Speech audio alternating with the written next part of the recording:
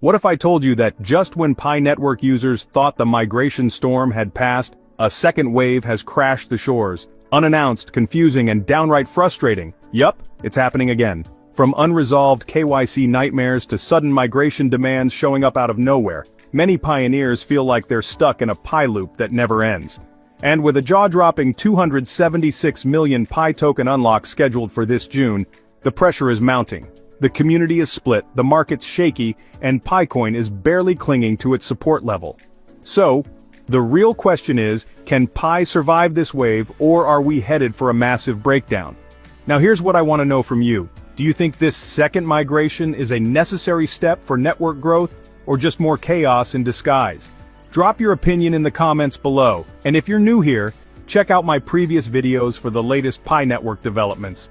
The link is in the description, and while you're at it, type Pi Network to the moon, along with your country name in the comments right now. Let's see where the most passionate pioneers are tuning in from. Don't forget to like, share, and subscribe to show your support. It helps us keep the updates flowing and the Pi conversation alive. And hey, if you haven't joined our Telegram group or followed the Facebook page, you're missing out. Links are down below. And finally, this video is for entertainment purposes only and not financial advice. Always do your own research. Now let's get started. Let's talk about the elephant in the room, the Pi Network's second migration rollout, the emotional roller coaster it's triggered across the community, and how the market might respond as a wave of unlocked tokens comes flooding in. If you thought the migration drama was over, think again. It started subtly.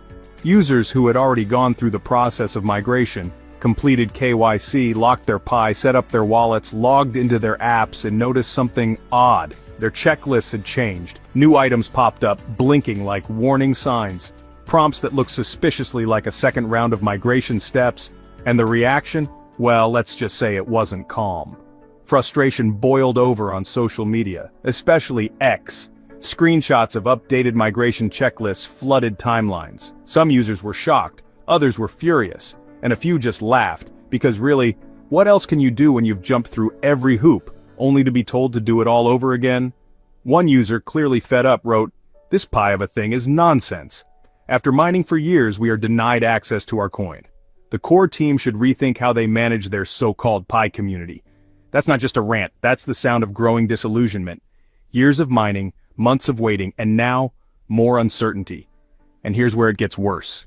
Many of those being asked to complete new migration steps haven't even had their first one processed. They're still stuck in the infamous KYC purgatory, frozen in place despite doing everything by the book. It's like being stuck in a traffic jam only to see new lanes opening ahead of you that you can't access. The confusion only deepened when a popular parody account pretending to be Nicholas Kokalis posted a viral update. Pi Network's second migration has begun, and while it wasn't official, the community ran with it. The post urged users to complete KYC, update wallets, lock Pi, and approve mainnet transfers. Because according to the message, that's how you'll unlock the ability to use Pi for real-world purchases, dApps, and Web3 apps. Now we all love the dream, buying coffee, clothes, or services with Pi. That's what kept the network alive during its long testnet period. But dreams without structure, that's where the tension creeps in. The core team hasn't confirmed a second migration round through any verified channels. No blog posts, no roadmap update, nothing concrete, just whispers and rumors growing louder. But wait, there's more. June isn't just bringing migration confusion, it's also bringing a massive token unlock. Over 276 million Pi are set to be released.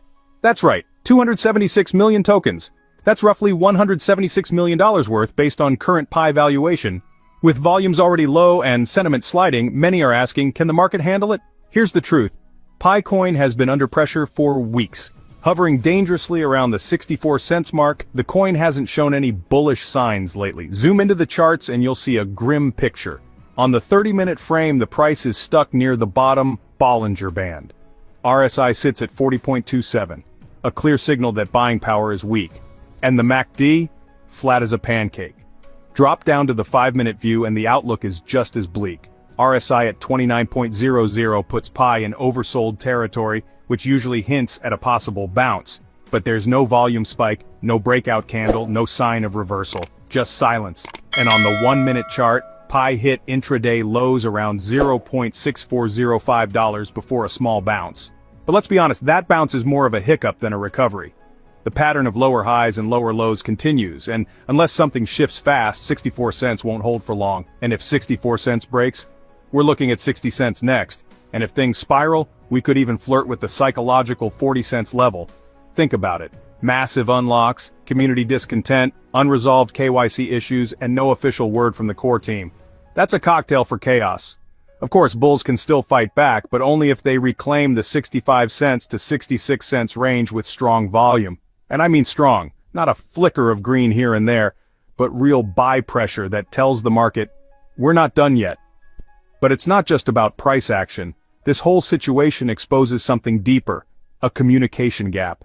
Pioneers have supported this project for years, mining, waiting, spreading the word. All they ask now is clarity and a path forward. Instead, they face shifting goals, second migrations, and ongoing KYC issues. It feels like a game where the rules keep changing. That shakes trust and weakens a project built on community. Ironically, this was meant to be Pi's real-world breakthrough, mainnet live, real use cases ahead. But how can that happen if people still can't access their coins? To be fair, scaling a massive decentralized network isn't easy. Migration takes time and effort. There will be bugs, bottlenecks, and delays. But the problem isn't just technical, it's emotional. When people feel ignored or left behind, the whole network suffers. And that's where the core team must step up. We need official updates, transparency, answers to tough questions. What's the plan with this second migration? Who qualifies? How will KYC issues be resolved for good? And what measures are in place to stabilize Pi's price during the upcoming token flood? Because let's be real, this isn't just about UI changes or new checklists, it's about confidence. Either the Pi network becomes a functioning economy, or it risks becoming a cautionary tale of wasted potential. Still, pioneers remain hopeful. Even as frustration simmers, there's a quiet determination that continues to fuel the community. Maybe it's stubborn belief, maybe it's because we've come too far to quit. Whatever the reason, one thing's for sure, June is a make or break moment, so now we wait. Eyes on the charts, fingers crossed for migration clarity, and a whole lot of pioneers hoping their years of effort won't go unrewarded. So to sum it all up, we've got Pi network users caught off guard by unexpected second migration steps, many still stuck in KYC limbo, and a massive 276 million Pi token unlock set to shake the market in June. Meanwhile, Picoin continues its bearish streak, threatening to break critical support levels if things don't turn around soon. If you found this breakdown helpful, make sure to like, share, and subscribe to support the channel. We've got more deep dive Pi network content coming your way every week. Don't miss out. Now here's my question for you. Do you think this second migration step is really necessary, or is it just causing more chaos? Drop your answer in the comments below. And if you've got questions, concerns, or your own experience with the migration process, share that too. Let's build a discussion that pushes this community forward. Thanks for watching, and I'll see you in the next one.